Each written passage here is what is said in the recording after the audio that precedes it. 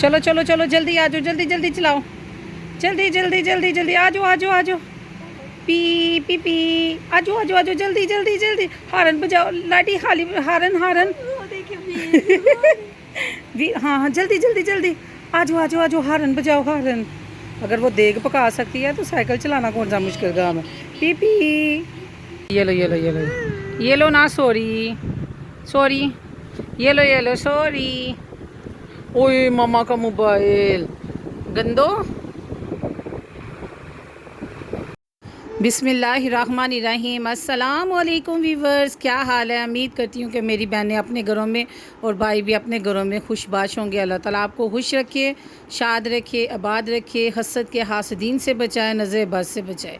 आमीन सुम्मा आमीन। और मेरी ढेरों दुआएं हैं मेरे बहन भाइयों के लिए। सुबह का वक़्त है तो अल्लाह ताला के पाक कलाम के बाद, मसलन के नमाज अदा करने के बाद, जो अपने फ़र्ज़ है वो अदा करने के बाद तो मैं तस्बीह पढ़ती होती हूँ। वही अपने विर्द ज़्यादा जो सा है वो दरूद पाक पढ़ती हूँ। ज़ाहिर है आपको होता है कि रबीउल अव्वल का महीना शुरू होने वाला है, एक महीना रह गया सफ़र का, तो मुहर्रम तो ख़त्म होने वाला है, फिर उसके बाद सफ़र, फिर रबीउल अव्वल। तो मैंने कहा चलो पहले ही स्टार्ट कर लेते हैं दरूद पाक 1.25 लाख दफ़ा। तो जोन सा है तब तोहफ़ा नदियत पेश करेंगे। वैसे तो दरूद पाक वाहिद वो जोन सा विर्द है के साथ साथ पढ़ते जाएँ, इसके उस वो नहीं है कि इसकी कबूलियत होने का खौफ हो, साथ ही अल्लाह ताला की ज़ात कबूल करते हो, साथ ही नबी पाक सल्लल्लाहु अलैहि वसल्लम पर जोन सा वो पहुंचा दिया जाता है। तो अल्लाह पाक की ज़ात कबूल करे, मंजूर करे, आमीन सुमा आमीन। तो मैंने भी दरूद पाक स्टार्ट कर लिया। तो मैं अपनी बहनों से कहूँगी कि आप लोग भी चलते फिरते दरूद पाक पढ़ा करें और नबी पाक सल्लल्लाहु अलैहि वसल्लम को तोहफ़ा नदियन पेश किया करें।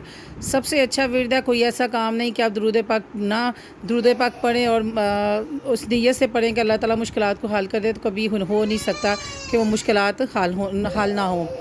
हाँ जी, तो ये जो राना साहब हैं वो पता तबीयत आपको ख़राब थी तो उसको दलिया दिया जा रहा है, दलिया खा रहे। और दलिया स्पेशल बन के आया कि हमारे जो साथ वाले हमसाया उन्होंने वो सुबह सुबह दे के गए कि मैं तुम्हें छत से देख रही थी और चलो तुम खाओ। इतना प्यार करते हैं सारे के सारे। और राना साहब जो उनसे बस आजकल दवाई खा खा के ना सिर्फ मेडिसिन की वजह से चिड़चिड़े हो गए और ये सुबह सुबह ही उठ के बैठ गए और बस इसकी लड़ाइयाँ जो उनसे ना वो स्टार्ट हो गई हैं मेरे साथ। तो यही लाडियाँ और यही बानियाँ इन्हीं को दे के समझे कि ज़िंदगी जो सी है ना वो झूम उठती है। ये मज़ा आ जाता है लाइफ का। सुबह सुबह उठते हैं, आपको पता है हमारे घर की ना रूटीन कुछ ऐसी है कि हम लोग सारे 4 बजे सुबह उठ जाते हैं। नमाज़ फ़जर सुनना हमारे लिए समझे कि एक फ़र्ज़ होती है। बस नमाज़ फ़जर के दरमियान एक दूसरे को ना उठाया जाता है कि उठ जाओ। तो अज़ान के दरमियान वैसे भी हम नहीं बोलते, शुरू से आदत है, वालदा ने डाली हुई है। तो वैसे भी अब बच्चों को भी बस पता है कि हम नहीं उठना, नहीं बोलना। फिर एक दूसरे को उठाया जाता है, फिर उठ के सारे बच्चे वज़ू के लिए चले जाते हैं। मर्द हज़रात नमाज के लिए चले जाते। छोटा भाई ज़रा कर लेता, डंडी मार लेता, उसको उसके लिए बस हदायत की दुआ मांगती हूँ कि अल्लाह ताला उसको साहब बहुत अच्छा है। अल्लाह ताला बस वो 5 वक़्त की नमाज जो है वो पढ़ा करे जमात के साथ। आमीन। आप भी आमीन करें, हो सकता है आपकी आमीन में मेरी दुआ की कबूलियत जो है वो हो जाए। आमीन जी सुमा आमीन। उसके बाद हम सुबह छत पे बैठ के दुरूद वगैरह और अपनी सूरतें वगैरह पढ़ते हैं। और बच्चे जो उनसे अगर बच्चों को छुट्टी हो तो वो अपने काम शाम सुबह ही निपटा लेते हैं, होमवर्क वगैरह कर लेते हैं। क्योंकि वालदा कहा करती थी कि सुबह जब आप पढ़ते हैं ना तो वो जो सा है ना कभी भी इंसान को नहीं भूलता। तो फिर बच्चों को मैंने आदत डाली है सुबह ही अपना होमवर्क करने की। तो उसके बाद जब धूप आ जाती है सर के ऊपर तो भाभी नीचे नाश्ता बनाने चली जाती हैं। तो नाश्ता बना के फिर हम नीचे आते हैं। तो नीचे आने के बाद अब मैं आ रही हूँ छत से नीचे। हाँ जी, तो ये मैं अब आ रही हूँ छत से नीचे, चीज़ें वगैरह समेट के छत से। तो ये मैं आपको फ्रीज़र दिखा रही हूँ। इसी वीडियो में आपने देखना कि मैं आपको फ्रीज़र से स्मेल दूर करने का तरीका भी बताऊँगी कि क्या ऐड करती हैं जिससे फ्रीज़र से स्मेल जोन सी है ना वो चली जाती है। तो आप लोगों ने मेरा जोन सा है वो देखा होगा, जोन सा है मेरे थंबनेल देखा होगा कि मैंने एक अपनी बहन के बारे में लिखा हुआ है कि मुझे उनसे ये जोन सा है ये उम्मीद ना थी। हाँ जी, मैं अपनी बहन नूरीन के बारे में लिखा है। बहुत अच्छी यूट्यूबर हैं, कराची के रहने वाली हैं, जो मेरे व्यूवर्स हैं मेरे चैनल में हैं। अगर आप प्लीज़ उनको सब्सक्राइब कर ले तो बहुत अच्छी हैं, बहुत अच्छे उनके व्लॉग्स बहुत अच्छे होते हैं। मैं काफ़ी देर से उनके साथ हूँ। जब उनके वालिद साहब की डेथ हुई थी तो मुझे याद है कि मैंने उनके सारे व्लॉग्स देखे और वो जैसे एंटर हुई सियालकोट टाइम तो जो भी, तो मैं कहती हूँ कि ऐसे लगता था जैसे मैं उनके साथ साथ हूँ। तो ये उनका एक व्लॉग था कि काश जन्नत में एक फ़ोन होता। तो फिर उसके बाद मैंने जो अपने व्लॉग पे थंबनेल लिखा हुआ था कि मुझे नूरीन जो यूट्यूबर है उनसे ये उम्मीद ना थी।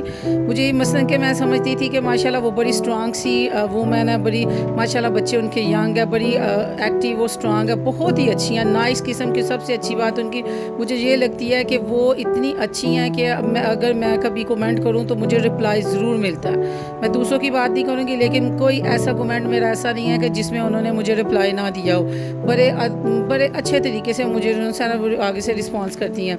तो जब मैंने उनका ये देखा कि जन्नत में काश एक फ़ोन होता, तो अपने वालिद साहब के लिए वो रो रही थी, उनको याद कर रही थी। वो उनकी तबीयत ख़राब थी तो कहने लगी कि मैं अपने वालिद को बहुत मिस कर रही हूँ। मेरे वालिद साहब ये वो उन्होंने सारी की हुई थी। आप उनका ये व्लॉग चेक करें तो फिर आपको पता चलेगा।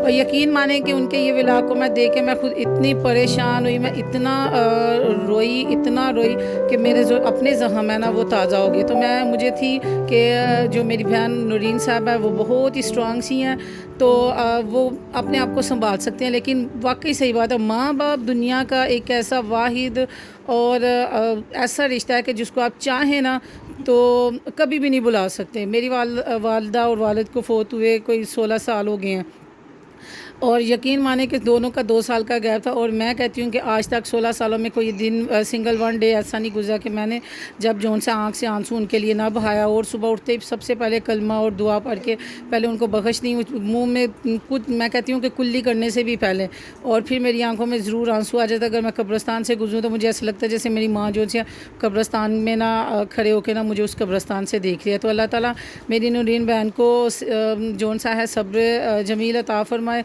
उनको हौसला दे। और मैं उम्मीद करती हूँ कि अल्लाह ताला उनको इतना सब्र अता करें कि वो सिर्फ़ उनके लिए पढ़ के बख्शा करें। और प्लीज़ मेरी बहन आप ना रोया करें, आप दिल को बड़ा करें। जौन से आप भी आप अपने माँ बाप के लिए परेशान हैं, बाप को याद करती हैं, तो आप सोचें कि आपके बच्चों के लिए आप कितनी अनमोल चीज़ हैं। माँ बाप जौन से होते हैं वो तो अनमोल गिफ्ट होते हैं। तो हाँ जी, मैं आपको बताती जाऊँ, ये मेरा फ्रीज़र है। तो फ्रीज़र में ना बस मुझसे एक गलती हुई कि मैंने जब ईद का गोश्त रखा, मैंने 5-6 साल पहले परचेज़ किया था।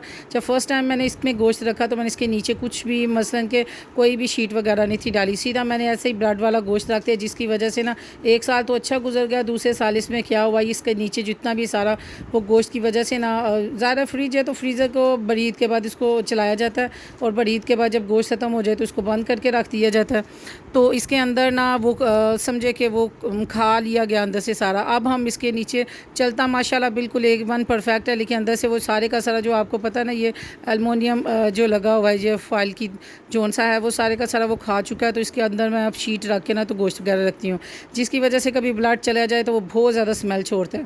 तो इसके अंदर मैंने सिरका जोन सा है विनेगर, वो मैंने इसको उंडेला है आप लोगों के सामने। और ऐसे व्लॉग में बिज़ी थी कि मैं ऊपर से जोन सा वो डालती जा रही थी और नीचे से वो नोज़ल उसका बंद नहीं था और वो साथ ही निकलता जा रहा था। और मैं इतना दिमाग ख़राब था। देखें कि हम लोग कितनी मेहनत से आप लोगों के लिए व्लॉग्स बनाते हैं। प्लीज़ शेयर किया करें, कमेंट किया करें कि नीचे से नोज़ल बंद नहीं था और मैं दूसरा नोज़ल उसको लगाती जा रही थी।